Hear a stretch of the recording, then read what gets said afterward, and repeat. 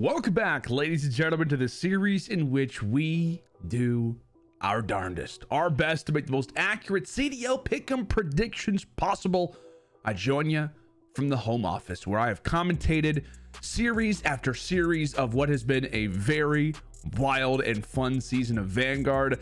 This is going to be our last episode of LandO's lock-ins for this year. It will be coming back next year. Don't worry about that. But it is somewhat sad. Like, this will be the last time that we're talking about Call of Duty Vanguard in LandO's lock-ins. It is rather sad, but at the same time, very excited because the last event is here. The best event of the entire season is just days away, and I could not be more grateful, more excited to obviously be there in attendance and to broadcast these matches for you guys alongside the team. It's going to be a blast of a tournament. If this is your first time checking out LandO's lock-ins, I welcome you. This is the series, as I talked about earlier, my opening statement, where we try to make the most accurate CDL pick'em predictions possible. I go through my whole process of preparing for the matches, things that I'm thinking about involving all of these games, given the storylines, and really just trying to give the overall perspective of the way that a lot of these matches are going to go down. A lot of people like to open up a bracket alongside myself and kind of go through the matches as well. You can listen to this like a podcast. You can have this up on the side monitor in the background while you're playing something, while you're doing something. You can feel free to do whatever you want. Again, it's a very flexible show that we got going on here. Now, one thing that I want to talk to you guys about very quickly before we start into the predictions, there's $100,000 on the line. Yes, I know I just instantly caught your attention. There is $100,000 on the line, as well as $5,000 on the line for these bracket challenges. So I will put a link down in the description where you guys can make your own bracket. If you don't already do it, just do it. Like, just give it a try because of the money that is on the line. So if you get every single series correct, along with every single map score correct, you make the perfect bracket. You can win $100,000 if you're able to do that. Now, whoever has the best bracket, whoever gets the most points, will automatically win $5,000. So by making a bracket, you put yourself in the running for not just $5,000, but for $100,000. So as I said, there's no reason to not do it. I'm doing it, for God's sake. It's very unlikely that you would, that I'm going to be able to get everything exactly accurate, but you have the chance to do so. Now, another thing, so there's lots of opportunities to win. You could win 5,000, you could win 100,000. You also have the ability to win Call of Duty Modern Warfare 2 for free. How do I do that? All you have to do is go down to the comments of this video. You will see a pinned comment from myself, okay? I want you to type in or reply to that comment. You can also just leave a comment, doesn't matter. But the timing of it is important. I want you to leave the winner of the tournament, right? So that's going to be easy. Your dark horse, so who you think is going to make the biggest run in the tournament. It's going to have to be a team like, maybe London or Seattle, maybe Toronto, maybe Boston. I would say out of those four, I want you to pick one of those teams and also call where you think they're going to place. So if you think that London is going to make a run, I think that London is my dark horse team, and I think they're going to get second place. That is the prediction that I'm looking for. I'm looking for the winner. I'm looking for the dark horse along with their expected placement.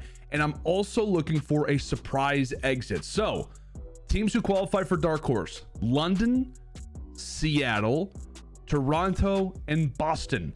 Surprise exits: the teams that would qualify for that are LAT, OpTic, New York, and Atlanta. Winner: who's winning the tournament? Dark horse, right? Out of the four teams that we talked about, pick one of them, pick their placement. Surprise exit: the teams that we talked about, list the team as well as their placement. Whoever gets all three of those right and first will win a free copy of Call of Duty Modern Warfare 2. So I want that to be known, that you guys have the ability to win. There's a lot of people who like to skip forward throughout the video, check out their own teams, which there will be timestamps listed as well in the video. You can feel free to do that, but this is the award for those who like to listen to the entire thing throughout. So I want to give you guys an opportunity to win. If nobody gets it right, which I'm sure somebody will, but if nobody gets it right, I will choose whoever is the closest. And again, if we have a tie, two people predict the exact same thing, whoever posted that comment first will win Call of Duty Modern Warfare 2. Somebody's winning, and hopefully it could be you. So with that, again, a lot of ways to win.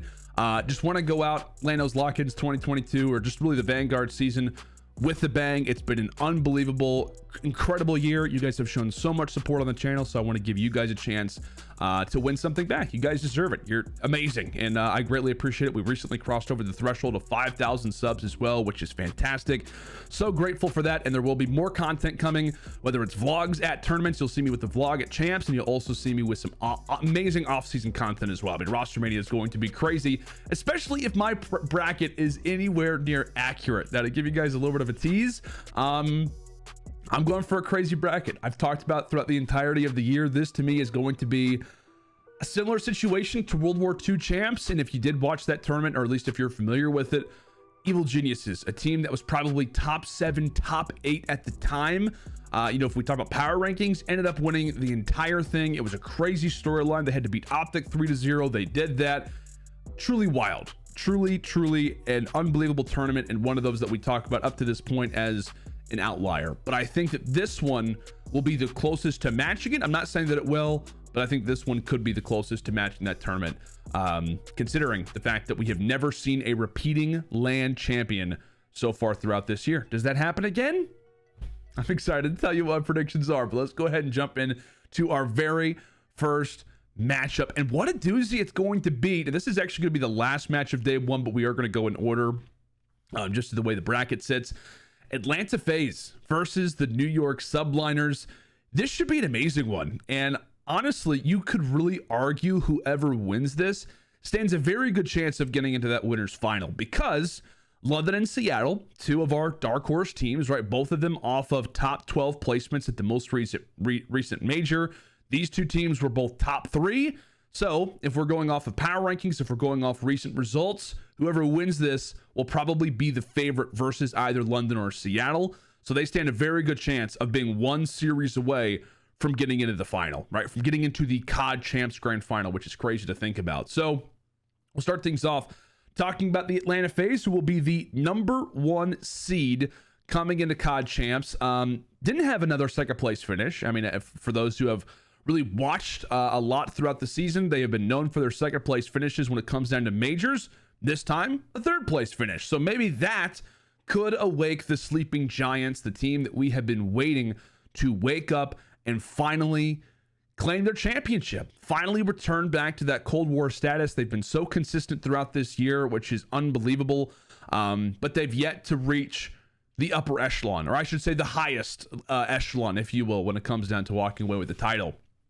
And honestly, there's a lot on the line for the Atlanta FaZe. I mean, imagine if they go on to not just win this series, but win the entire tournament. The way that changes how we look at Vanguard for them. You know, we'll look at this and be like, yeah, you know, they finished second, but Vanguard was so crazy. You know, they at major lands, they never finished outside of the top 3. Plus, they went on to win the entire thing.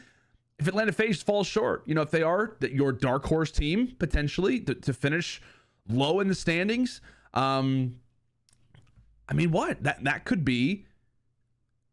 I'm trying to think, like, that possibly could be, I don't want to say the dagger in Atlanta FaZe, because I think these 4 stick together, but it could really hurt them moving into the next title. You know, it could really be one of those things where maybe they don't last a ton of time in Modern Warfare 2. Maybe the timing of how long this roster wants to stay together is shortened by how they placed at this tournament. So again, there's a lot on the line. They win the title this year, it's like, oh, all of Vanguard, it's fine. The second place finishes, at least they were close. Vanguard was crazy. If they lose, we move forward thinking, hey, Atlanta FaZe, they never won in Vanguard. They were never able to claim the championship in this year after one of the most dominant seasons we've seen from a roster in Call of Duty Esports history. And I feel like the culprit, right, the primary reason why Atlanta FaZe has not been able to claim a championship yet, really just, I would say, it's not like the one thing, because I'm sure there's a lot of outside things that have occurred, but the one primary thing for me is the fact that they have yet to really manage to master being both dominant in hardpoint and search destroy at the right time. Like, not outwardly being the greatest this season, or rather, whenever we talk about like those 2 game modes, like when it came down to the Major 4 qualifiers, I think I have the stats actually pulled up here. When we talk about the Major 4 qualifiers, right, they go 3 and 5 in hardpoint, but they go 5 and 1 in S&D. So it's like, okay, the S&D has gotten better. Hardpoint, you expect that to be better because at the start of the year, it was all about hardpoint. S&D is where they struggled. Now, lately, S&D has been great. Hardpoint has taken a back seat. So they go 3-5 in Hardpoint at the Major 4 qualifiers, 5-1 in S&D at the Major 4 qualifiers, and it is a total flip-flop when we talk about Major 4. They instantly go to 8-4 in Hardpoint and 2-5 in S&D. The game modes totally switch. And again, that has been what this year has been about for them. It's been started off great in Hardpoint. S&D is where they need to improve. S&D starts to improve. Hardpoint takes a back seat. And they've continued to go back and forth. But can they finally equalize when it comes down to champs? And versus a very scary New York team, especially in the Hardpoint game mode. I mean, if Atlanta continues on with this trend and is only good at one of these, right? Maybe let's say that they're only good at Hardpoint. Well, if they lose that versus New York, the S&D is a 50-50, you know? So it's a weird situation to be in right now for Atlanta. And, you know, for it to not have been the greatest title for anybody outside of Cellium, Simp has played great lately. It does worry you about the consistency of this group. Again, because it hasn't been a solid title for aBeZy. It hasn't been a great year for Arcitys statistically either. There's a lot of little issues that you could see with Atlanta FaZe starting to brew, especially if they cannot find that game mode consistency. And they're going to need that off the rip versus NYSL, who are off of the second place finish at their own major. They made the miracle run, right? One of the craziest stories that we've seen in Call of Duty Esports history is the fact that they were able to enter into the top 8. 70 points is all that they had before Major 4. They go from the 11th seed and manage to just barely sneak into the 8th seed and are here versus the number 1 seed in the Atlanta FaZe. And I said in the last episode of LandO's Lock-ins, I expected New York to make it. I had them in the grand finals. I think I had them winning it. Obviously, that didn't end up happening. But the biggest reason why they're able to make that run is because of their S&D, right? Including the finals, they go 5-2 at the major. And they needed that, right? They needed that mode in combination with their hardpoint. They can be great in control. We know how dominant that they are in hardpoint, but they have to be able to rely on search and destroy. I think that search and destroy, honestly, is going to be something that we look back at the end of the year and think, wow, every team that won, or at least most teams that managed to win this year, it was because of one game mode combined alongside being great in search and destroy, or at least having a great moment, a great event in that game mode specifically. Now I look at NYSL coming into champs 2 different ways, right? The first one, they played great. The stakes were high. They had a very clear objective, right? We just have to win. We cannot afford to lose. If we lose in general early on in this tournament, we're done, right? Our season is over. They are basically already at their champs, possibly with it being what could have been their final event of the season. So the task was known. The crowd was behind them in every single match. They had the crazy introductions. Crimsix was turning into the Undertaker. We had Crim 7, for God's sake. Everything was going on. They finally looked good in Search and Destroy. Like, was that peak New York, or was that what we can expect to be kind of like their new baseline? Like, can we expect for New York to keep up that same dominance in hardpoint? Can they continue to actually win series on LAN because they finally won their first major LAN matches at the most recent major? Is this going to be something that we can expect? Or was it with the stakes at their highest, with the crowd behind them, with all of these things, with the spotlight on them, was that the peak, you know? And then, you know, when we look at, you know, number 2, they managed to finish second place, beat LAT in 1 best of 5, and in the finals, technically beat them in 2 best of 5s. You have to keep in mind, Thieves did have to play Bocage hardpoint, Envoy had the ladder glitch, and Bocage S&D, so there is that. But still, keeping in mind, New York, they beat the team who managed to win the entire tournament and technically 2 best of 5s. I would say 1 best of 5, obviously, because they managed to do that, but they did look good in a small map set versus the Thieves. I think they did run out of gas when it came down to the best of 9. But without Paulehx playing well the entire tournament, I mean, he was not good the entire weekend. And with Hydra actually looking human when it came down to the finals, did not look amazing in the finals. He was recently off of COVID. I mean, Kismet played amazing, and so if Kismet keeps that up, Crim plays a little bit better. You see Hydra play better in the big moments, and you ultimately see Paul play better than a 0.8.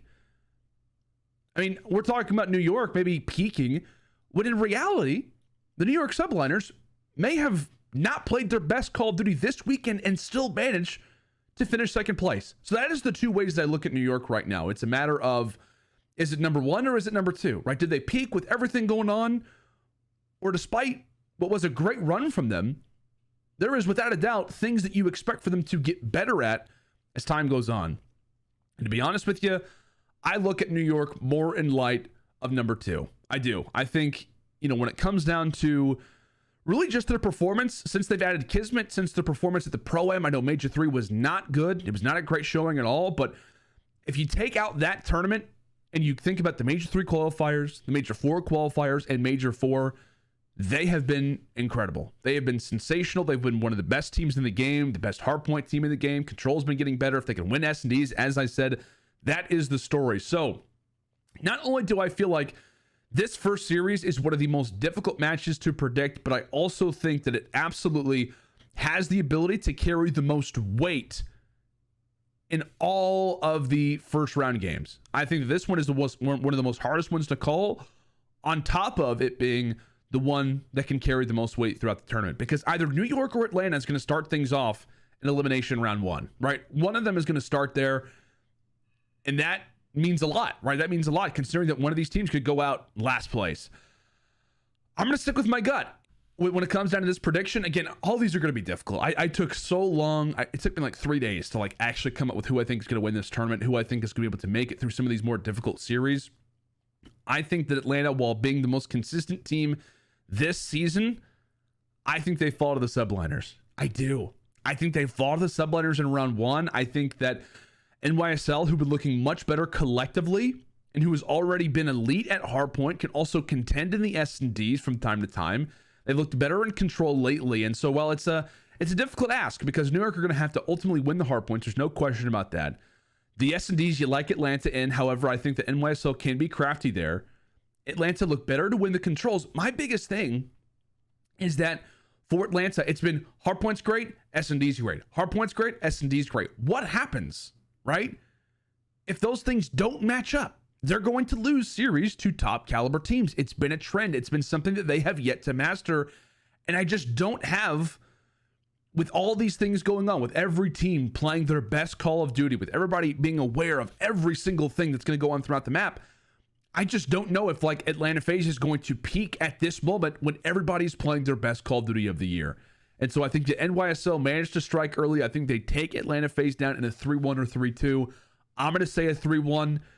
It's a shock to close out the day. I know it's our first prediction, but I think it's a shock to close out the day. New York managed to move forward, and Atlanta FaZe already in the elimination bracket.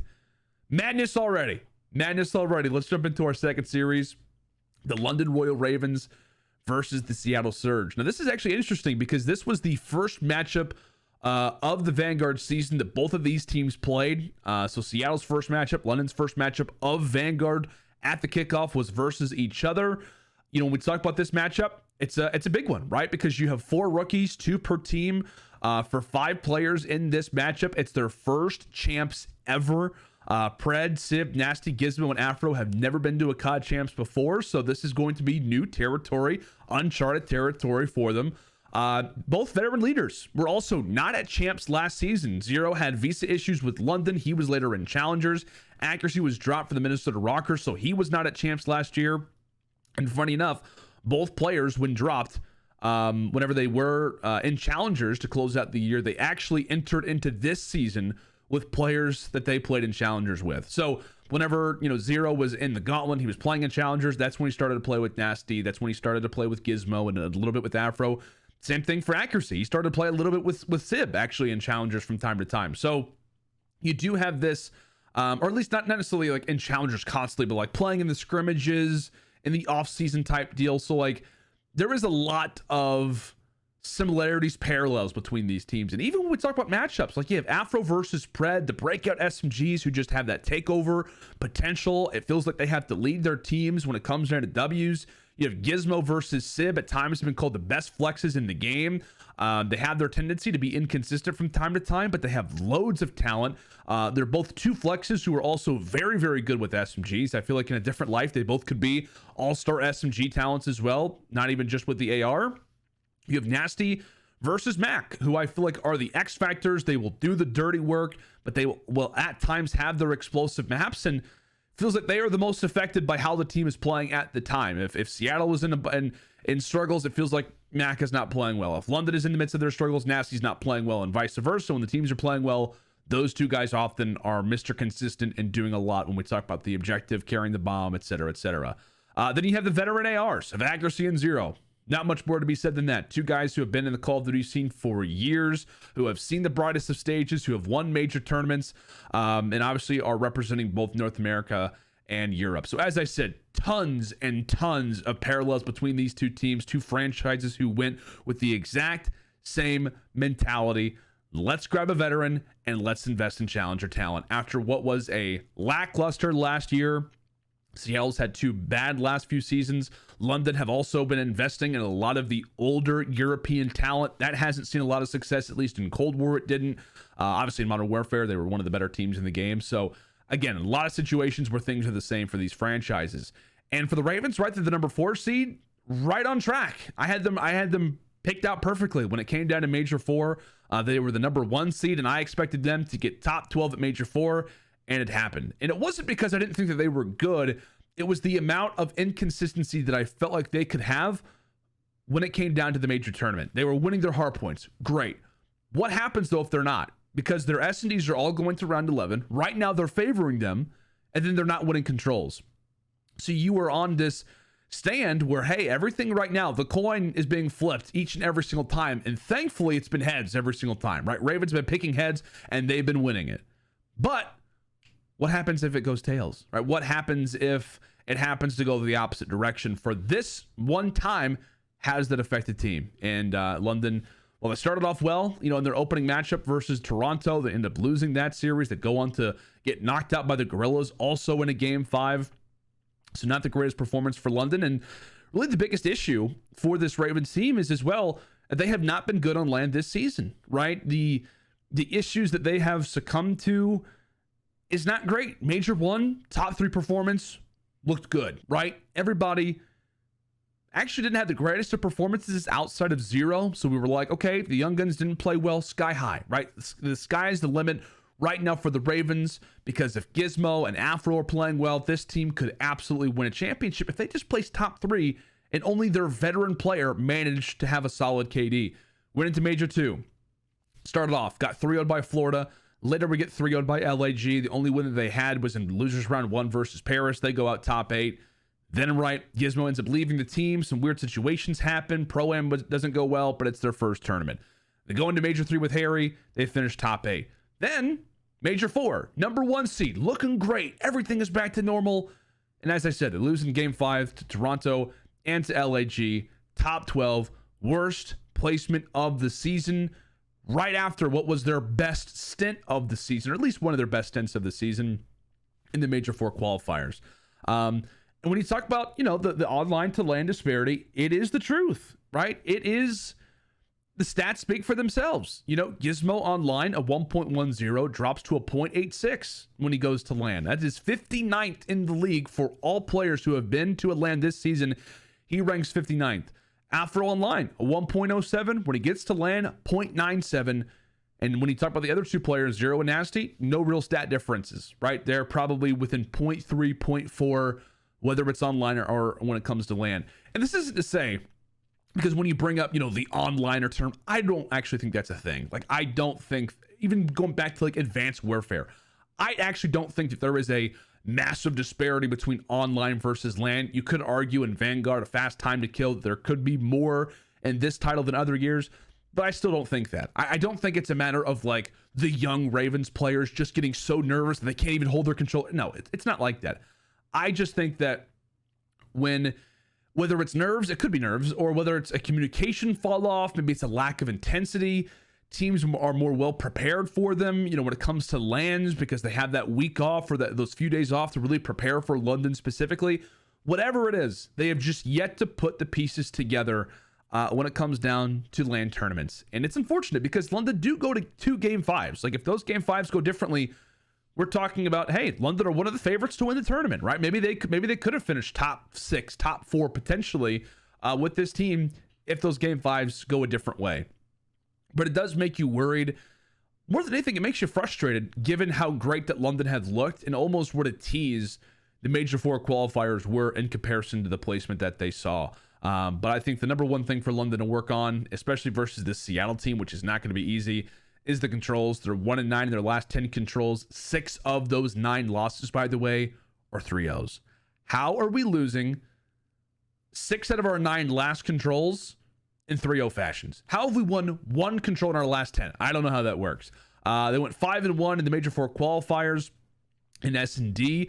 Major 4, they go 2-2. So they've been winning a lot of the Game 2 S&Ds and losing a lot of the Game 5 S&Ds. Again, the parallels are actually there. Like London, not a great control team. Seattle actually is. London are a team that's not been known to clutch out a lot. Seattle, that has been what has got them major victories. That has got them their placement so far throughout this year has actually been by clutching. So we talk about parallels. That is one of the differences, but at the same time, there are similarities. For Seattle, a lot of highs and lows this season, right? Actually similar to the Ravens. The defending Major 3 champions finished last at Major 4. Did not look good in the qualifiers. They started off great by beating Paris. We're thinking, okay, cool. One of the best teams in the game. Paris looked like the Reapers when it came into running into Major 4. Didn't happen. That was their only W. They'd go on to lose their next 5 matches, exit Major 4 with a early loss to the Boston Breach in Game 5. And they're without a doubt one of the most difficult teams to predict because, again, it has been this thing of highs and lows throughout the entirety of the season. Major 1, not good. They actually lost to Paris, gave them their first W of the season. They get eliminated early. Major 2, Mac gets sick at Minnesota, but they still played well. 1 round away from beating Atlanta FaZe in a Game 5, round 11, and moving forward in the tournament. It felt like that was going to be their event to win. Major 3, they go on to win the entire thing. They beat Atlanta FaZe not once, but twice. Crazy results, crazy series. Not even to mention, even before Major 3, they looked horrible at the Pro-Am.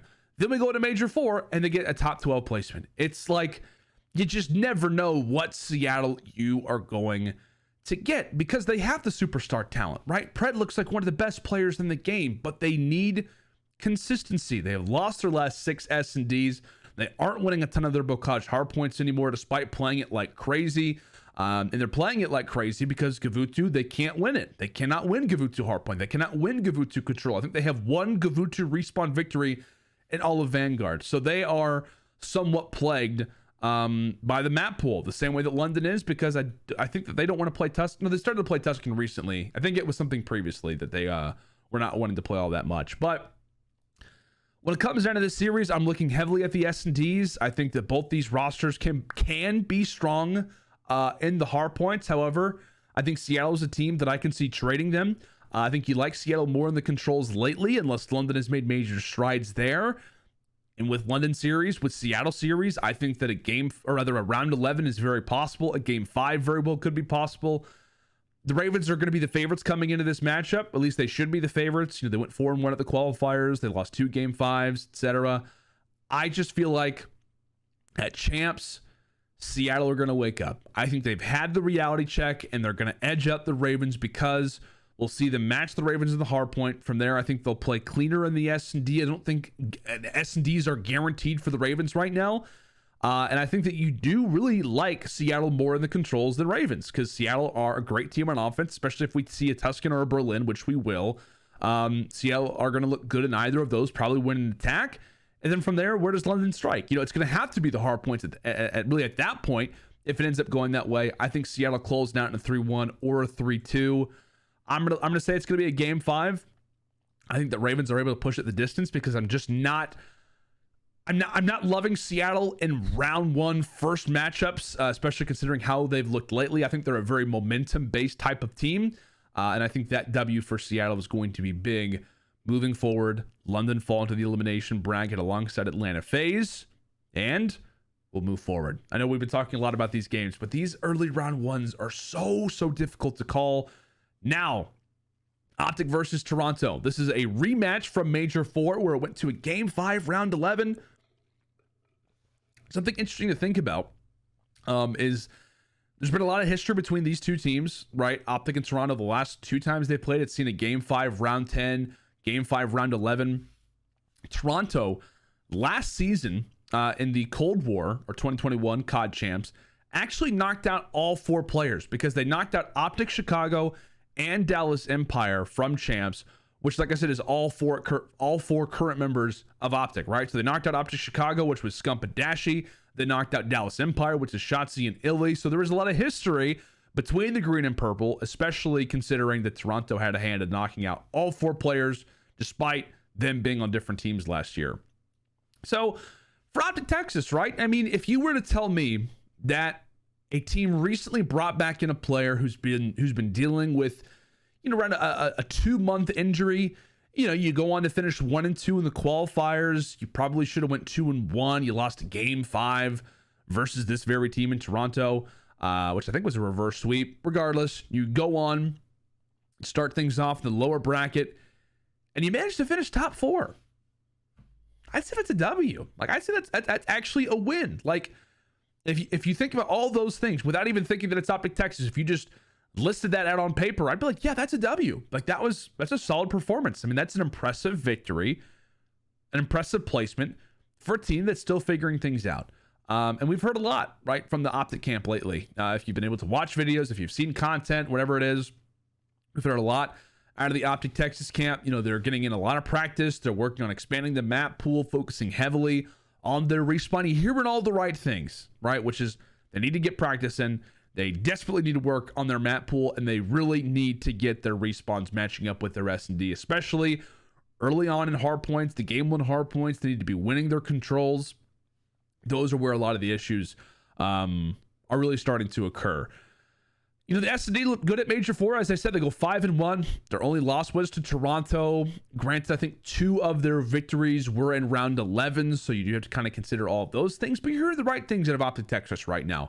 While it is a very scary tournament for OpTic Texas to walk into, I think they are not really the favorites by a lot of people, but you'd probably put them, given the experience and given the talent that we've seen, you'd probably put them in more of the upper echelon, you know, when it comes down to different rosters. But talk about the Toronto Ultra, you know, off the top 6 finish at the most recent major. They beat London to start off the tournament in a game 5. You know, they would later get dominated by the Thieves, and then later would lose to this very team in OpTic Texas in a game 5 round 11. The biggest thing to me lately for Toronto has been their slow starts, right? They have not won their last 9 opening hard points. They lost all 8 of their opening hard points at Major 4, and they've also gone 2-6 in their game 2 S&Ds at Major 4. So not only in 8 of these series that happened at Major 4, they're not only losing every single game 1, but a high majority of the time, they're going down 2-0, right? They're also losing the S&Ds, meaning that they have started down 0-2 in 6 out of their 8 series that they played in Major 4. Their hard points, which have been the talking point the whole year for them, have taken a hit. But if you do look at Major 4, all 3 of those opening hard points were all within 11 seconds or less. A 1-point hard point game versus London. I know they had a 3-point hard point game versus somebody, and then an 11-point hard point game. Obviously, it feels like the hard points are getting better, but they're still losing them in the clutch moments. You know, for Toronto, you're really just trying to make sure that you're tightening up your S&Ds. That's been your bread and butter all season long. And then continue to keep doing your same thing in control. You know, they're starting to win those a lot more often. They're finally able to, like, take Berlin's, or rather take Tuscans along with their already solid Berlin control. So, you know, we're starting to see certain waves made, but the writing's on the wall. You just can't start off slow again and again and again. Another thing to think about for Toronto, this could be their last tournament together. It really could. I mean, we talked about that in our breakdown video, the video that was titled "Everything You Need to Know Before Watching COD Champs 2022," which again, I highly recommend you do watch that video if you haven't done so already. This could be the last tournament for Toronto. They were so close to making a move at Pro-Am. You know, I mean, Scrappy was on the bench. He was ready and waiting. There's no question about it. The team needed to perform. The ARs needed to play better, and they started to do that. However, entering into Major 4, they cannot afford to start slow. As I said, let's get into the predictions for this matchup.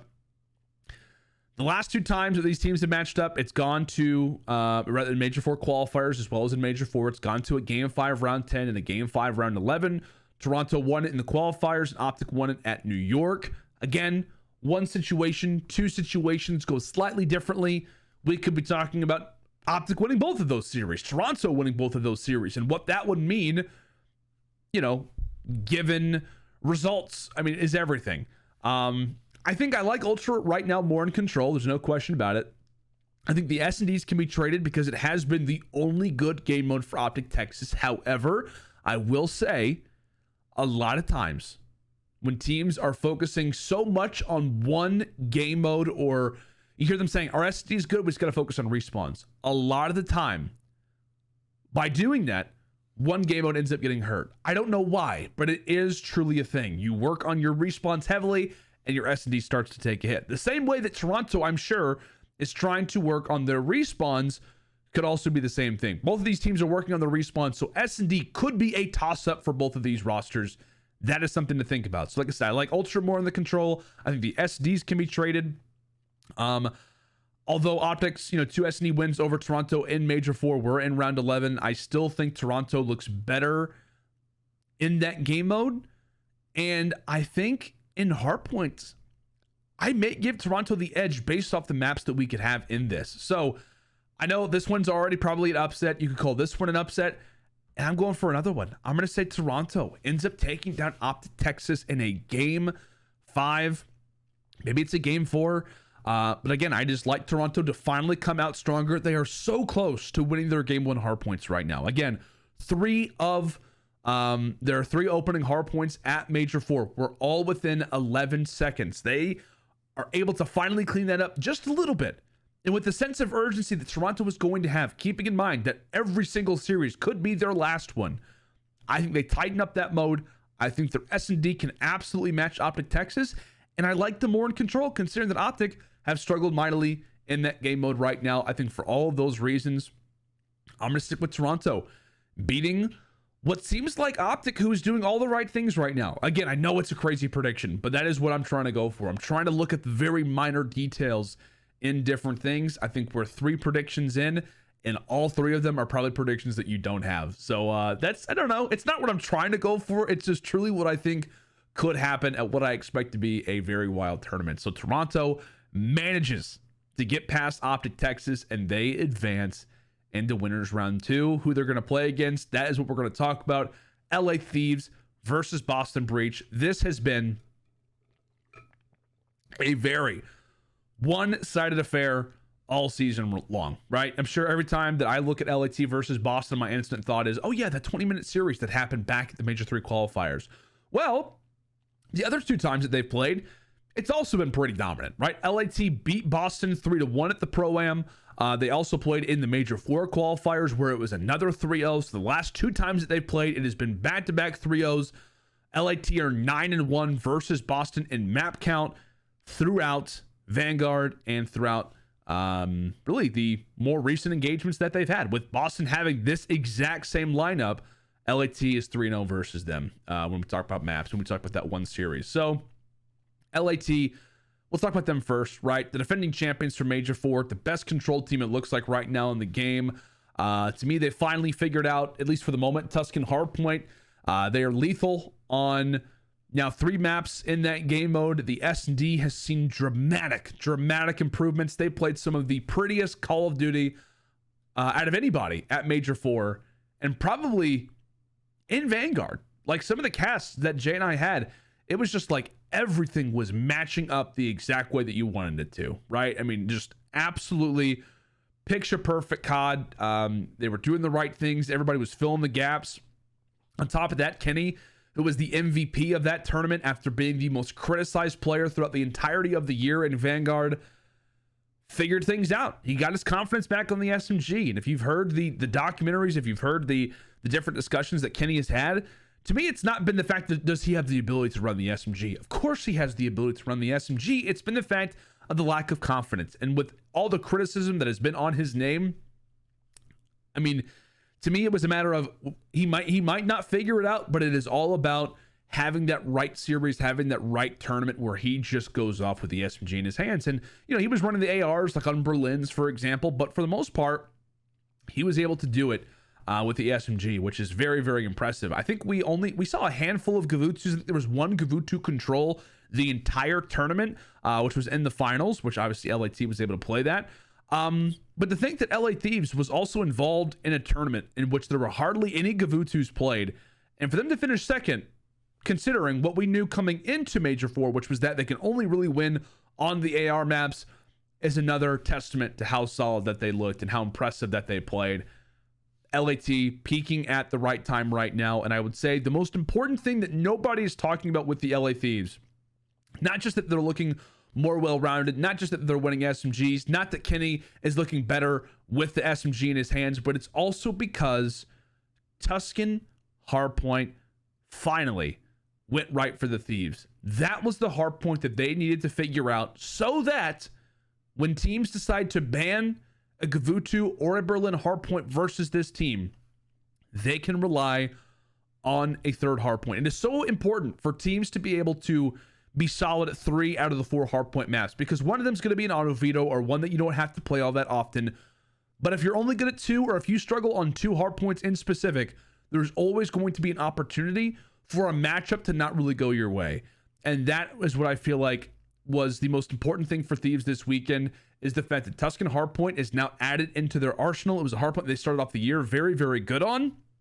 The fact that they've gotten better at Berlin as the season has gone on, and the fact that Tuscan is now wrapping back to being in their arsenal as well, is very impressive. So the fact that HP is starting to finally come into control, they're starting to be able to win both of those respawns on top of being way, way better in S&D. It's picture perfect COD. It is a very scary sight for every single team in the CDL right now, is the way that the Thieves are playing. On the other side for Boston, did not have the greatest showing at Major 4, right? They lost to Florida in round 1 and at game 5. They later beat the Seattle Surge in a game 5. In the very next matchup versus OpTic Texas, they would go on to lose that one in a 3-1. And to me, the biggest issue for Breach is the same thing with London. You can't be so reliant on winning your hard points, right? They go 6-3 in the Major 4 qualifiers in that game mode, winning a lot of Bocage, especially winning a lot of Berlin.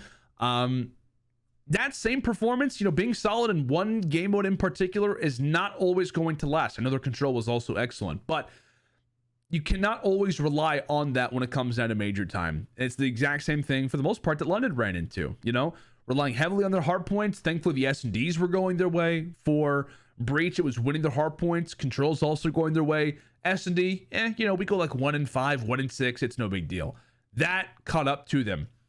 In fact, in the series that they did lose at Major 4, it was when they lost both the S&Ds, or lost the S&Ds. When they were winning series, aka that matchup versus Seattle, when they lost the opening hardpoint, they were able to rely on the S&Ds. That, to me, is the most important thing right now for Boston, is we know you're great at the small maps. Again, another team who needs to master Tuscan is the Boston Breach. Because if teams are banning that Bocage hardpoint, Breach instantly come into a series with a hand tied behind their back. So I think they desperately need to figure out what's going on with Tuscan. What are the issues with that game mode?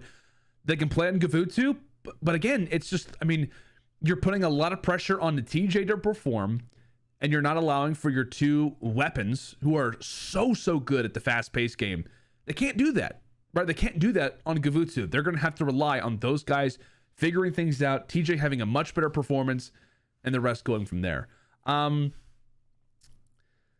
But the biggest thing to me is S&Ds. I think that to me, playing S&D like crazy, figuring out that game mode along with Tuscan Hardpoint, I think is the biggest factor for Boston. Funny enough, I think the 2 biggest things right now for Thieves, which is playing Tuscan Hardpoint, winning that, and also winning your S&Ds. Now, when it comes down to predictions for this series, you have to keep certain things in mind, right? This is the first ever champs for Boston Breach, right? The organization, the franchise, their first time at COD champs.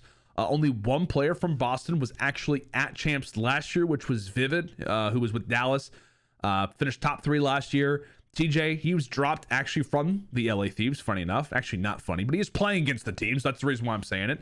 So he was dropped from that team right before champs. Methodz was dropped earlier in the Cold War season for Insight by the Toronto Ultra, so he did not play at champs. And Nero in his rookie season, obviously this is his first time at COD champs. So I don't know, kind of keeping things in mind. LAT, they've been here before. All 4 players have been at champs. They've been in COD champs grand finals. 100 Thieves, the organization that had Octane and Kenny went to the Black Ops 4 Champs final. So there is a lot to think about there. But I feel like the problem for Boston when we talk about predictions and the reason why they have not seen success this season versus the Thieves is really because they're their hard counter, right? Boston wants to play Bocage. That is LAT's auto veto, and it will continue to be because of the Tuscan hardpoint. Boston, they like to play some Gav. Well, that's where LAT thrives. You want to play LAT on Gavutu? Go for it. But it's probably not going to work out in your favor. Boston, who has been great in hardpoint, LAT, we know that they can be unbelievable in a hardpoint, especially given the map vetoes. Boston could find an opening in search and destroy, especially if the hardpoint's not going their way. The problem is the fact that LAT has been better in S&D, and Boston cannot currently figure out search and destroy. And when we talk about control, hey, that could be an opportunity for Boston, right? LAT happen to be the best control team in the game. It's like everywhere that you look for Boston, where it could be a foothold, where it could be an opportunity to go up 1-0, 2-0 in a series, to give them a W or to call them a victor in this matchup. It's so hard to do that because LAT are just one step ahead in every single category, especially when we talk about the map vetoes. I think that is the one thing that's holding Boston back right now, as I said, is because of that Tuscan hardpoint. Now, as I said for Breach, and to me, what will be the one and only opening for the Breach to win this matchup, to pull off an upset, would be if they decide to play the Thieves on Tuscan and have been working heavily on their Tuscan hardpoint coming into this series. I do not want to see Boston lose that Bocage and are like, okay, well, I guess we're going to play Berlin and Gavutu. That's what the Thieves want, right? That is exactly what the Thieves want. And for Boston, who has not been good at S&D, that puts Thieves up 1-0 because of the opening hardpoint, whether it's on Berlin or Gavutu. It probably gives them the 2-0, right, in the series because the S&Ds have been looking good for Thieves, not looking good for Boston. And in control, the Thieves are the best controlled team in the game, right? You cannot allow, if you're not a good S&D team, you can't allow for the hardpoint to go the opposite direction either, considering you're facing off against one of the best control teams in the game. So to me, the way that Boston can get a foothold in this series is by playing on Tuscan, winning on Tuscan, and hopefully getting some S&D Ws. That to me is the way they get through this series. However, considering everything that I've laid out, I think it's a hard call to make. I think it's not going to be an accurate prediction to say that Boston wins this series, and I think that LAT do close it out. I think the Breach do give a good showing. I don't think this is a bad Boston team by any means. It's just with all the things that have to go their way, I just don't think it does versus this Thieves roster, who I think is looking great right now. Can they continue that? We will see, and we will exit from the winner side now to the loser side. We're going to hang out in the elimination bracket for a little while and talk about some of these games. I apologize for constantly taking sips. I apologize if I sound a little under the weather. I've actually been sick since the New York Major for like the last week and a half, 2 weeks. I've had a cough, had a sore throat. So I apologize if it is distracting you slightly. So let's jump into elimination round 1, right? Atlanta FaZe versus London Royal Ravens. The matchup that we were actually supposed to see in round 1 at the New York Major, but because London lost to Toronto in round 1, we never actually got a chance to see that game go down. But we did actually get to see these teams play in the Major 4 qualifiers, where London did take down Atlanta FaZe 3-1, which at the time, and given the London team who was really trying to pick things up, get back to normalcy with Gizmo, was one of the biggest W's that they've seen probably throughout this year. And so Atlanta FaZe, they're going to be off of that loss versus New York. Odds will tell you that this is probably going to be New York versus London. So there is that to keep in mind. Or it could be, if London ends up losing, or rather, if London beats Seattle, it could be New York versus Seattle in this opening matchup. It could be Seattle versus Atlanta in elimination round 1, which would be an unbelievable series as well. But considering who I have, right, Atlanta, as I said, a much needed of a bounce back, considering that a top 8 loss at Champs would be horrendous. I mean, this would be the absolute worst way to close out your year, is to finish top 2 or top 3 at every single major, to be called good but not good enough, and then enter into Champs and to get last place. I mean, the one event where you want to place well, where everything can be changed for Atlanta FaZe, is at Champs. To get eliminated top 8 would be unbelievable. London, who are off of a loss versus Seattle, I have 3-2 or 3-1. I guess they're the favorites to beat the Surge. A huge opportunity, a massive game in front of them. The stigma of being only an online team would be at its highest for the peaks that this team has seen. It would really be a shame for them to get eliminated in elimination round 1. However, that is what I think is going to happen. I think that London, the confidence is going to be shaken if they lose this series versus Seattle. Especially if they have Atlanta FaZe to start things off in elimination round 1. It would just be honestly annoying. It would be difficult to try and deal with that. I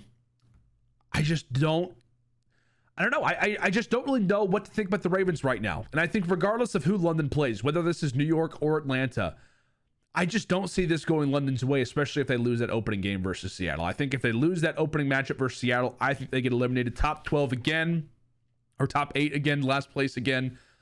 It would be rough. And really for Ravens, I mean, if we're thinking about the future, eliminated in last place, we know that Afro's going to be a free agent. There's no doubt that we could see and probably will see roster moves be made. Could it be with Afro? Could it be with other players on the team? I have no idea. Maybe if Ultra doesn't place well, you could see a shift happen between those two organizations. I really like the London guys. They've played some great COD throughout the year. It's just when it comes to matchups, when it comes into facing off against what I have, New York and Atlanta, and your two matchups, or rather, excuse me, I keep saying New York, Seattle and Atlanta in your first two games, it's just never going to be an easy time. Ravens are eliminated in last place and never really were able to put it together when it came to LAN. OpTic and Boston. We saw this matchup happen twice in Major 4, once at the qualifiers and once at the New York Major. In the qualifiers, Boston managed to reverse sweep OpTic Texas, a huge W for the Breach. And at the Major, OpTic managed to take them down, the only loss coming from a timed loss on Bocage Hardpoint. So OpTic Texas are off of the loss versus Toronto in Game 5. Very well could be the Ultra who are facing off against Boston here. There's going to be a lot of people who expect Boston to, of course, lose to the defending champions. As I said, that Tuscan Hardpoint is going to be so important for the Breach. If they're able to play it, great. Maybe it doesn't go their way still, but it would at least give me some solace, knowing the fact that they are trying to figure out that map pool situation. But again, very well could be Boston versus a different team. However, I'm going off what I got in front of me. I've got OpTic Texas versus Boston Breach. And honestly, very similar to the way that I look at London versus Atlanta. So much on the line. I mean, for the biggest spotlight of any team in the CDL, you can't afford to go down in elimination round 1. And so I think the same feeling with Atlanta FaZe is the same feeling that I have with OpTic Texas, which is, like I said, is that you cannot afford to lose this series versus Boston. You cannot have a top 8 finish at the LAN, considering all the talk that we've heard, considering that they have seen some improvements, they're working on the respawns, all those things in mind.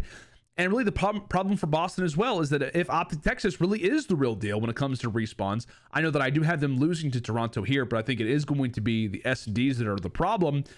It actually could be a great matchup for OpTic Texas, because at Boston, who are also not a good S&D team, you probably think that OpTic are going to stand a chance versus Breach in those search and destroys. And if the respawn has been getting better, it could be another hard counter for Boston. I think the SMGs are going to play big when we talk about this matchup as well.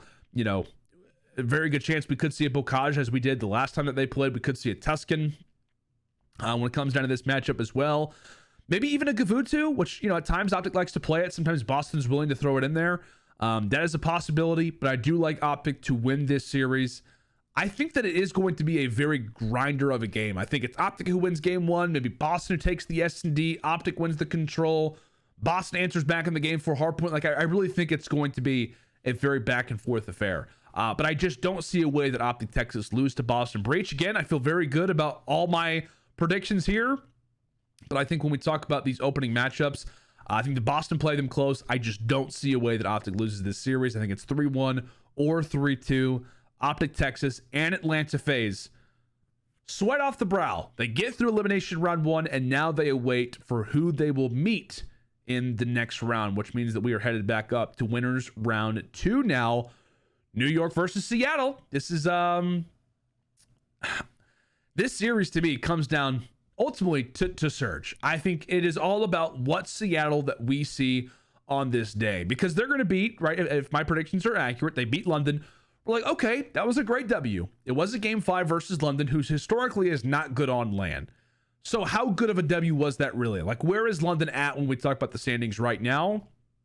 Is it anything major, etc., etc.? Seattle versus New York. Now this will be an ultimate test for them. It could be Atlanta versus Seattle. So again, Seattle versus Atlanta, one of the greatest rivalries that we've had in COD throughout the last year and a half. That also could be a banger series. But these two did actually have an incredible matchup at the Major 3 qualifiers and went down to a Game 5 round 11. New York, I think Seattle, who went up 2-0 versus NYSL. New York managed to complete nearly the reverse sweep. They sent it to a Game 5. They were up 5-3 in the Game 5 Tuscan S&D. And despite being up 5-3, Seattle managed to win those last 3 rounds. The 1v1 happened to go their way, and they managed to win managed to win that game, and they would go on to win the entirety of the tournament after that. These teams also played the Major 4 qualifiers, and it was a W for New York. Keeping things in mind, Seattle did not look good at the Major 4 qualifiers at all. I have New York off the W versus Atlanta. I think that's going to come down to winning hard points and closing out clutch S&D moments. If they did win that series, I think Hydra and or Paul are going to be playing some great COD right now. For Seattle, they're off the win versus the Ravens. I think that we see Mac have a much better performance, not just in the last series, but also versus New York. I'm betting a lot on Surge to be playing much better, much more consistent this time around, winning their clutch moments, and honestly winning their Bocage hard points, which could be a map that we see in this series, probably will be. And if that is the case, right, if these teams do play Bocage, I think a lot comes down to that, as I think it will come down to the S&Ds. If Seattle are playing well, and like I said, I think that Mac is playing great COD this tournament. I think he is turning it up because he did not look good in Major 4. I think if Mac is playing well alongside Pred, who we know is a superstar, they win the Bocage. I think the S&Ds are still up in the air. And you got to think, right?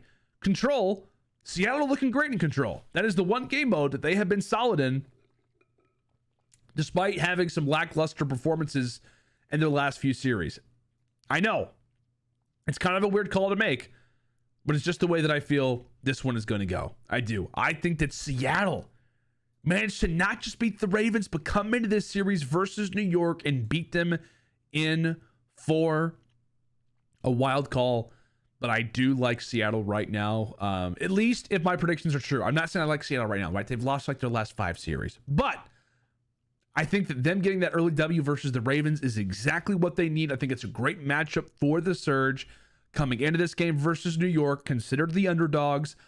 I think that they do play that Bocage. If Seattle win that, that is huge, considering the S&D could be 50-50, and because I like Seattle more in the Control as of right now. I think matchup-wise, I give the W to Seattle and the Surge. After a top 12 placement at Major 4, now sit in the winners finals. Who's going to greet them, right? Who's going to join the Seattle Surge in what is going to be a very wild series if it ends up happening? Toronto Ultra versus the LA Thieves. This is another rematch from Major 4. The Thieves handled business at the New York Major versus Toronto. It was the 3-0 smack show. Opening hardpoint was close, but it was a 6-0 in the S&D and a 3-0 in the Control. Toronto did talk in their docu-series called Blueprint. If you have not seen it, I highly recommend that you do so. Their Toronto Major episode, I know I'm getting off topic here. Their Toronto Major episode was one of the most amazing documentaries from Call of Duty that I have ever seen. I highly recommend you check it out. And like I said, in their Major 4 episode, they talked about their series versus the Thieves. And really what they talked about was that they were very tilted coming into this matchup because they were not able to warm up for like 4 hours coming into this game. The team who they were supposed to scrimmage decided to bail on them. They were just kind of, very cold, shooting bots. They were not loose at all. And they came into this series very frustrated. So obviously LAT 3-0'd them. That is the result. There's no way you can look at it differently. However, I do think Toronto would have played better versus LAT had that not been the case. But again, can't take a look at that stuff too much. And no disrespect to Toronto. They know this. Teams know this. Every time a roster loses and they get smacked around by a team that they expect to beat, they always come up with a reason why they lost. So there is that to think about as well. However, I do think there is some merit here for for the Toronto side of things. Now, this is a matchup that Toronto won. I think I heard something recently where Toronto players were talking about how they really wanted to match it versus the LA Thieves. They want to get their revenge. It might have been Kleenex or it might have been Cammy. I forget. Somebody said that lately. So this is a matchup that Toronto were looking out for. I think this is a matchup that Toronto were preparing for. Obviously, they're preparing for OpTic, but if we're being realistic, if Toronto beats OpTic, they're also thinking, hey, if we beat them, we're also probably going to have the LA Thieves next. Now, it's interesting, but I feel like Ultra will be playing all around better COD at Champs. I think their hardpoint is going to be better. As I said, LAT, when you talk about their results, I want to go back to it because they were winning a lot of Tuscans, but in their last 3 series, granted, they are versus some of the best hardpoint teams in the game. Atlanta FaZe, maybe not the best hardpoint team in the game right now, but did look good in a hardpoint at Major 4. They did lose their last 3 opening hardpoints, the Thieves did. They lost to Tuscan, 250 to 176 versus New York. They lost to Tuscan, 250 to 207 versus Atlanta, and aBeZy, 250 to 205 versus New York to kick off the finals. And in that matchup versus New York, both times, they did start off down 2-0. I know Thieves did have to play aBeZy in the finals. That does not amount that they will be playing it all throughout this tournament unless something crazy happens. I know that. But I do think that Toronto, if a Tuscan is played, Toronto are going to like the hard points in this matchup. That is something to think about, right? Toronto will be okay with playing the Berlin and the Tuscan versus Thieves. Because, like I said, aBeZy is not going to make it in. Toronto surely is not going to be playing Gavutsu versus the Thieves. I guarantee we see a Berlin and a Tuscan in this series. They will be comfortable on those. Control, well, Ultra have looked good on it. You have to keep in mind, Thieves are looking great at that mode right now. And I do think the S&Ds could be 50-50. As I said, I am betting on Toronto playing better COD right now. And for that reason, if they are doing that, it's going to be because of the S&Ds. If you're going to make a prediction, just a quick little side topic here. If you're making a bracket prediction, you have to stick with your guns. Because if I have Toronto beating OpTic Texas in at Game 5, and I'm saying it's because of the S&Ds, I'm going to ride with that, right? I'm going to keep riding with that throughout the rest of my bracket predictions. So, that topic, that conversation is done. Now, the call is obviously for LAT to move forward, but I think it's going to go the other way. I have a feeling that if this matchup happens, as Toronto get to play LAT, Toronto can get through this series by 2-3-5 or by winning one of the hard points. I know that could sound crazy, but it's just the way that I think it happens. Because when Toronto and the Thieves played, it was an 11-point game on Tuscan hardpoint. I think that Toronto played better on hardpoint. So if that's the case, maybe the game is closer. Maybe it's a 50-50. Maybe Toronto takes it. But they're also going to be cool with the Berlin. So if we're talking about Toronto taking down the Thieves, how do they do it? It's by having both of these hardpoints, Tuscan and Berlin, while also closing out S&Ds. I think LAT look great in S&D right now, but can it last? Right? Can it last versus one of the more elite teams in this game mode? That is the way that I think it happens. I think Toronto take one of the hardpoints and or one of the controls along with both the S&Ds, and I have Toronto winning this series versus LAT.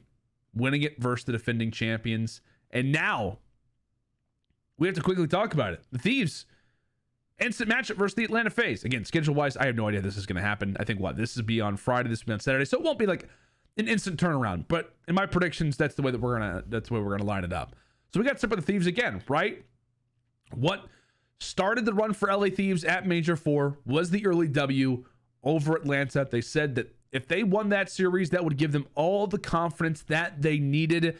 Could this be the W? Despite losing a grinder series versus Toronto, could this series versus Atlanta, a W in elimination round 2, kick off an impressive losers bracket run for the Thieves, right? I mean, I think Black Ops 4 champs, I want to say that's what happened. I want to say they made an unbelievable run in the Black Ops 4 champs tournament. I'm actually going to pull it up really quick. I want to see if my mind serves me correctly, because I know that they finished second. LAT, where are you at? Yeah, they started off. Oh my gosh. Okay, this fits perfectly.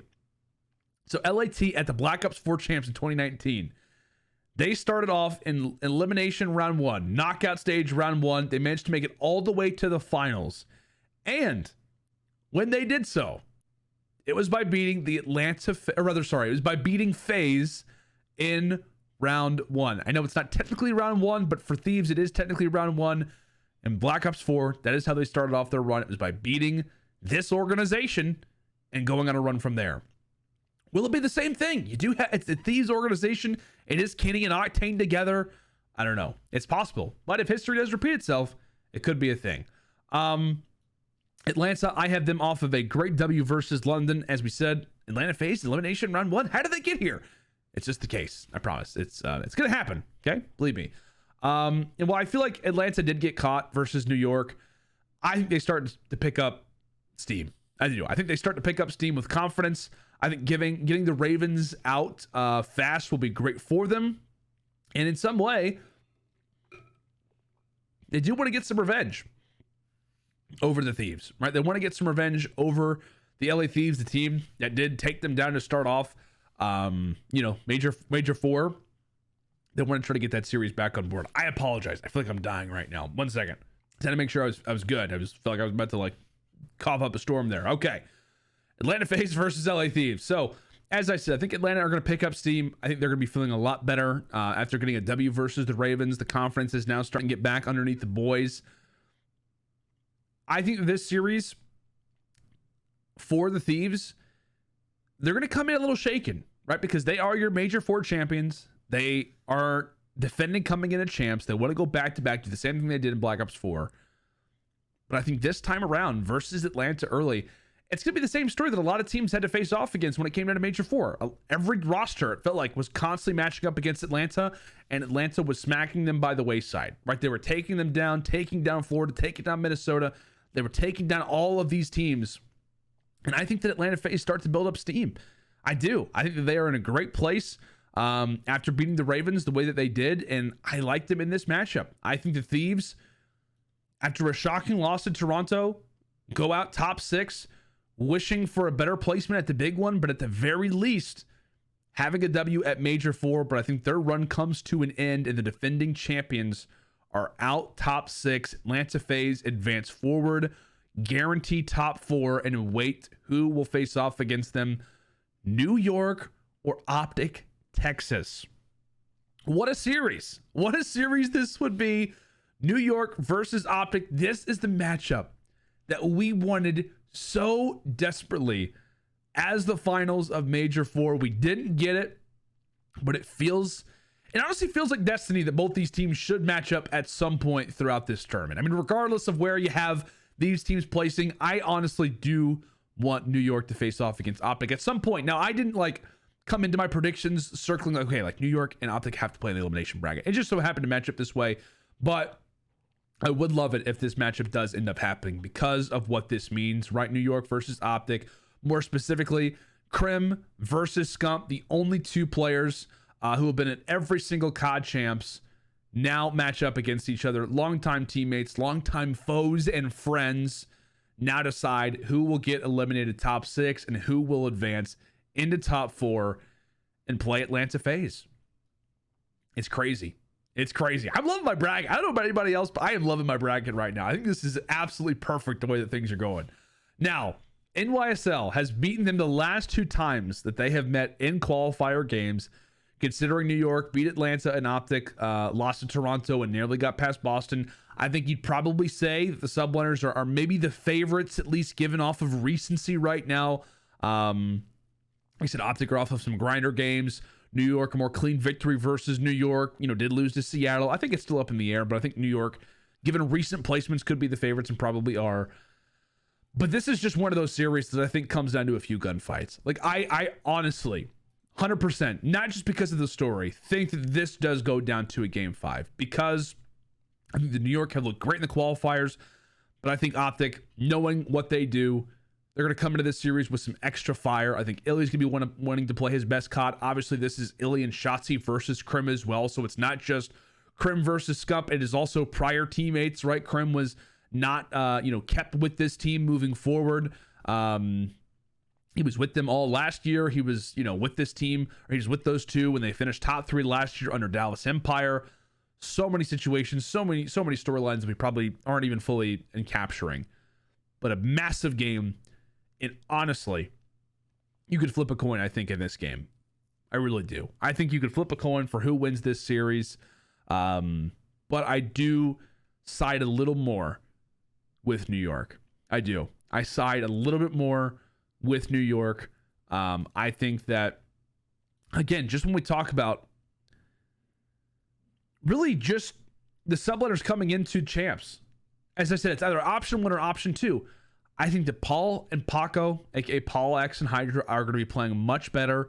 Historically, when Hydra does match up against OpTic Texas, he has played some of his best COD. One of the scarier things for OpTic Texas lately has been their SMG line, right? It's been the inconsistency of the pace. The one biggest thing for New York right now is that they are punishing teams for making unnecessary kills. NYSL are one of those rosters who every kill that they get, it counts. It counts toward time. It helps count toward a result. It ends up leading to a W more often than not, the kills that they're able to come up with. And the issue for OpTic Texas lately has been that very same thing. Pacing being off, the SMGs not being in perfect flow with each other. I'm obviously expecting Shotzzy to be playing better, but again, back-to-back game 5s is not meaning that OpTic Texas is playing their best COD of the season still yet. I think they run to the subliners who are able to take them down. It very well could be OpTic who walks away with this series. It very well could not even be OpTic Texas versus New York in this very situation. But again, if my bracket is accurate, which I'm expecting it to be, $100,000 on the line, I think New York takes it in game 5 and they advance to face off against Atlanta FaZe in the next round. My word, ladies and gentlemen. Who is going to be eliminated, right? This is going to decide. All these games are going down on Saturday, by the way. Saturday. So we could have, let's say that Atlanta or New York, whoever ends up winning, really round 1, if one of these teams, so let's say this. If Atlanta or New York win these games and they also go on to win this game, somebody's playing 3 matches in one day. So that is really something to think about. When we talk about a momentum standpoint, that is something to drastically keep in the back of your mind, is that if New York or Atlanta or even FaZe or OpTic, if you're betting on one team to go through and win all 3 of these series, it would be a W here as well. That momentum is going to be massive coming into that 3rd game. That is something to think about. But before we get there, Atlanta FaZe versus New York, the match that kicked off the tournament. Now rematching again. As I said, I had New York beating them 3-1. Does it happen again? Surely it doesn't, right? Surely it doesn't happen, right? Atlanta FaZe are in the midst of a great losers bracket run, right? They beat the Ravens 3-0. They beat the Thieves 3-1. Is Crim going to be able to take down Atlanta FaZe again? I think they do. I think New York manages to stop Atlanta FaZe once more. They get the job done. However, in a game 5, it comes down to another crazy result, and New York managed to get past OpTic in a game 5 and Atlanta FaZe in a game 5. Now, stepping aside for a moment, I know that this result is crazy, right? I get that. I know this result is wild. However, it's what I think is going to happen. It really is. I'm not just saying this. I really think that this result is going to happen. And if it does, what a wild sequence of events this is, right? What a wild sequence of events that this would be. Atlanta FaZe knocked out top 4. It would be the end of the CDL Atlanta FaZe champ streak, because they've been to back-to-back champs grand finals in Modern Warfare and in Cold War. It would end that here in Vanguard. It would be the worst champs placement for Simp in his career. And you're thinking top 4? Yeah, it actually would be. He's finished in since Black Ops 4, his first ever champs, he has never not been in the finals. It would be the very first COD champs grand finals since what? What was before Black Ops 4? Was it World War II? It was. It'd be the first COD champs grand final since World War II where Simp has not been in the finals. Atlanta FaZe knocked out top 4, and New York would move on to play their 3rd match of the day versus whom? Who's it going to be versus? Seattle or Toronto? Again, a crazy sequence of events in the brackets. I mean, you could call Seattle and Toronto Two teams who absolutely could get knocked out in round one, but because of momentum have managed to get into winners round 2, now enter into winners finals. Who takes it here? Toronto or Seattle? This is actually the first ever final that we had in Vanguard. These two teams matched up in the Kickoff Classic. Toronto did actually beat Seattle in that situation. Toronto were off of back-to-back game 5s. They've taken down OpTic Texas. They've taken down the LA Thieves. Seattle have had a difficult task of getting here, but it has been somewhat cleaner. 1 game 5 and a game 4 victory versus New York. Oh man, this is hard. Like I've already have my predictions in my mind, but I'm starting to kind of go back on it a little bit. Are Seattle going to take this and make it to the COD Champs Grand Finals, or does Toronto do it? Right, this would be back-to-back COD Champs Grand Finals for the Ultra. 2 teams in the winners finals, by the way, who did not have a great placement at Major 4. Toronto got knocked out early, or at least earlier than they would have liked. Seattle top 12. I'm betting massively on this Seattle turnaround, and I'm going to ride with it. I like them to win the Bocage Hardpoint. I think to win maybe 50-50 in the S&Ds, especially if Seattle are playing well. I think they can contest Toronto in S&D. And I think they also have the strength to beat them in control. And so with that, I have Seattle beating Toronto 3-1, double points. And that means that Seattle make it into the COD Champs Grand Final. Winners of Major 3, last place in Major 4, and guaranteed top 2 at COD Champs. What a story it would be. What a story it would be. Seattle with a ton of young talent sleep very nervously that night, wondering who they will face off against in the morning, Toronto or New York. Toronto were off the loss versus Seattle, shown that they can win series, but when they have, it has had to go down to the wire. New York off of 2 crazy matchups, beating OpTic Texas, beating Atlanta FaZe. Now with Toronto up next in the elimination final, can they beat the Ultra? Can Ultra beat New York to face off against Seattle in the COD Champs Finals? The match comes down to me as Toronto needing to win respawns, New York needing to win S&Ds, and I think New York are the favorites to win this matchup. I do. I think that Toronto are going to have a great run. They're going to play some great COD, but if you are New York, if you beat, and these may not be the exact score lines, right? I think they beat OpTic, I think they beat Atlanta. It could be 3-1, 3-2, but could be 3-2, 3-1, 3-0s. I mean, who knows? But I think that New York, if they've beaten OpTic Texas on this day, they've beaten Atlanta on this day, I think that they can beat Toronto on this day as well. And if they do that, this will be one of the greatest and craziest days of COD, series of events that we've seen in COD Champs history, COD Esports history, that the Subliners have taken down OpTic, FaZe, and Toronto all in one day and made it to the grand final. And to be honest with you, I think that whoever wins this game goes to the COD Champs Grand Final. I do. I like Toronto a lot. I think from a matchup perspective, I do like them to beat OpTic. I like them to beat Thieves. Obviously, I have them losing to Surge for obvious reasons, as I labeled earlier. So I think them making to the elimination final is great. I think their run ends at 3rd, and whoever wins between Atlanta and New York, or honestly, maybe even LAT or OpTic. Like, I may be cool with whoever wins out of these 4 teams, whoever wins this matchup beating Toronto. But I do feel most comfortable at Atlanta FaZe and New York being in this spot. New York making it forward. New York beating Toronto, and Seattle versus New York as our COD Champs Grand Final. I don't know how we've gotten here.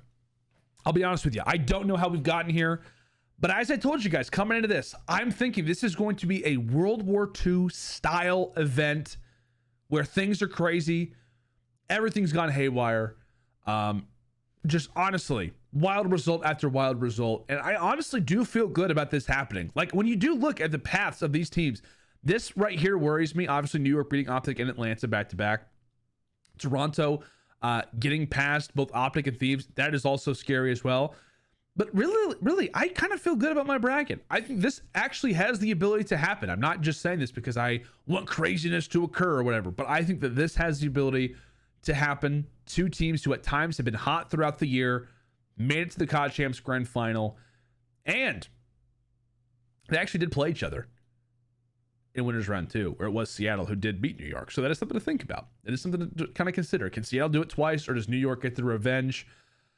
But now in a best of 9, both teams have been in this spot at the last 2 majors. So that's something to think about. Let's strap in, everybody. Who's going to win this bad boy? New York or Seattle?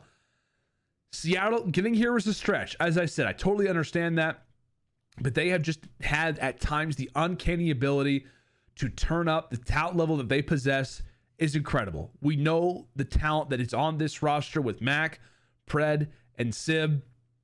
I really do like their path through the bracket. I think the Ravens is a very doable series. I think beating NYSL, while it won't be easy, matchup-wise, I do like them in that moment. And I do like them to take down Toronto as well. For New York, can they really make the losers bracket run, right? Can they beat OpTic Texas, beat Atlanta, not just once, but twice, and then beat Toronto in the same day, then to just match up against Seattle the day after? It would be insane if they were able to do it. It feels like this team has had to work for everything. They have had to go through the gauntlet every single time just to make champs, and now to see the grand finals. I think it's going to be a grueler of a series. I think there's so much at stake, right? 4 out of the 8 players, this being their second season or below. 5 out of the 8 players in this series, it would be their 3rd season or less. You have 2 rookies, 2 vets. Crazy series, lots of stories on the line. And especially if New York were able to take this, Paul, Hydra, and Kismet would win their first rings. Paul and Kismet, who did not start off the team did not start off really in the CDL, did not start off on this team to kick off the year.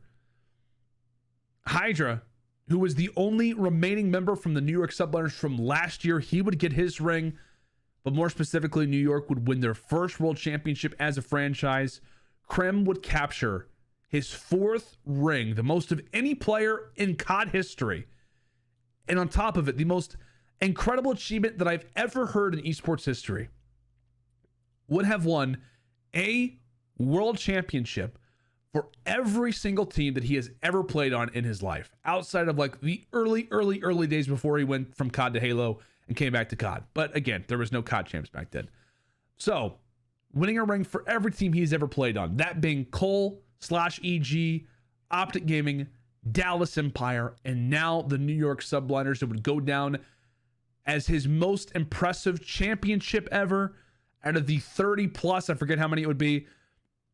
It would go down as his most impressive most impressive season that we have ever seen, and leaving zero doubt, not even close, not even on the same level as any other player in COD, at least for the next few years. Nobody would even be close to his level of being the greatest player of all time. No question about it. And if Seattle won, after being the most underwhelming franchise, right, for the past 2 seasons, this would be the greatest turnaround for a team that we have seen in CDL history. Being bottom of the league, bottom of the barrel the last 2 years, then to winning a major and to getting to the COD Champs Grand Final and winning it would be unreal. We'd see the continuous trend of rookies making the difference and leading to a championship, leading to a COD Champs ring. Simp with E United and Black Ops 4, Shotzzy and iLLeY with Dallas Empire in Modern Warfare, who is also alongside Crimsix, and then Pred and Sib would join that elite few. In doing so for Seattle Surge and Vanguard, it would be all 4 players' first ring. And Accuracy, who was not at Champs even last year, being one of the longest standing vets that we have in Call of Duty, having so many different opportunities, so many times over the years where he was dropped, where he was replaced from teams that maybe he shouldn't have been, getting the biggest achievement of his career would be unbelievable. The same thing for Mac as well. Mac as well doing it versus New York, being kind of called the scapegoat of the team last year, who probably didn't deserve all the flack that he was given, would be insane. Seattle versus New York. Who's going to do it, right? Who is going to do it? And I think, in closing, that it would be New York. If this ends up happening in the COD Champs Grand Final, I think that the New York Subliners would take it all. If this is the matchup, if this is where we sit in the bracket, if this is what it takes, I think that New York managed to win the entire thing.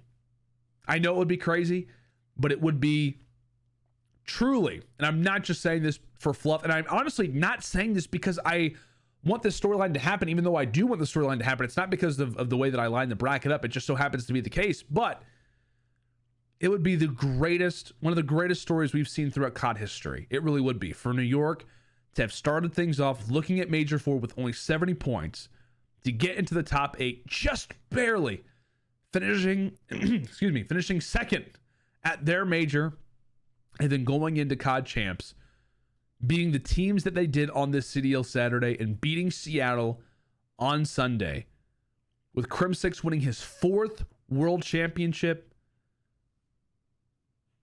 You can't write these things. Even though I just did. I just wrote it. I did. I just wrote it. Again, this could be totally different. It could be Seattle versus Atlanta. It could be OpTic versus Atlanta. It could be New York versus Atlanta. New York versus OpTic. That would be incredible. Just one of the many stories, one of the many possibilities that could happen at COD Champs 2022. Now, I know there's a lot of people who could, give flack. There's going to be a lot of people who go to this point of the video and think, he really has New York versus Seattle in the COD Champs Grand Final? I do. I think this is going to be one of the crazier years that we have ever seen when it comes down to champs. And as I said, there's a lot of different stories that could happen to this event. There's a lot of different sequences, a lot of different situations that could happen. But I think that New York are one of my favorites to win this year and close out a championship. It would be crazy. I think this would be one of the wilder stories that we've seen, not just in COD history, but in esports history. And with that, I will save my predictions and submit my bracket, meaning that it is locked in. I cannot change a single thing. And with that button press, that will close out our predictions for LandO's lock-ins this season. I want to thank you all. I am very sad that LandO's lock-ins is coming to an end, coming to a close for this year. As I said, we're going to be returning back next year, but the support has been incredible from you guys. I know that we are coming back with a vengeance next season. Again, this record, 101 to 89. It's going to be much better next year. I promise. It's going to be much, much better next season. Vanguard has been so crazy to predict. And who knows? Maybe I figured out Vanguard. Maybe every single result, for the most part, being an upset is actually what it takes in order to have a perfect bracket. As I said, $100,000 on the line. If you get every single series and every single map score right, $100,000 is coming your way. The best bracket with the most points is being awarded $5,000. And if you have not done so already, make sure to comment in the bottom of this video who is your winner, who is your dark horse out of the 4 teams that we talked about, as well as their placement, and who will be the early surprise exit from the tournament along with their placement out of the teams that we listed. If you get that right and you're the first person to comment that result, you will be winning a free copy of Call of Duty Modern Warfare 2. I will be giving that to you personally. And yeah, guys, that's going to do it. That is going to do it for this video. I promise that next season is only going to be better for LandO's lock-ins. I'm going to be doing a vlog at COD Champs 2022. You guys asked for it. You showed so much support, and I will be doing that vlog at Champs. I also will see you guys there. Make sure to stay tuned for more amazing off-season content. Roster Mania is going to be wild, especially if some of these results come true. I will be talking about everything during the off-season. We'll be playing, maybe having some gameplay of Modern Warfare 2 during betas and during, whenever we have the opportunity to play the game. Uploading that here as well. Thank you guys so much from the bottom of my heart for checking out this series, for checking out this channel. If you've not done so already, I would greatly appreciate it. Leaving a like, leaving a sub. More content to come. This is only the start, but it will be the end of LandO's lock-ins for Vanguard. New York out on top, beating Seattle. Is it going to happen? Who knows? Maybe I rejoin this video. Maybe you watch this video and think, how did he get it all right? Or how did he get everything absolutely wrong? It's going to be one of the two, most likely. But thank you guys so much for tuning into this video. I wish you the best of luck when it comes to your brackets. Hope one of you guys is able to walk away with $100,000, if not the $5,000. And on top of that, if you guys are at the event, would love to run into you, would love to take a picture, talk to you for a little while, or maybe at the same time, see you in the comments, see you online for the broadcast for what will be one of the best events that we've seen in Call of Duty Esports history. I'm calling it now, and I'll see you guys in the next video. Take it easy, and I'll see you back here on the channel very soon.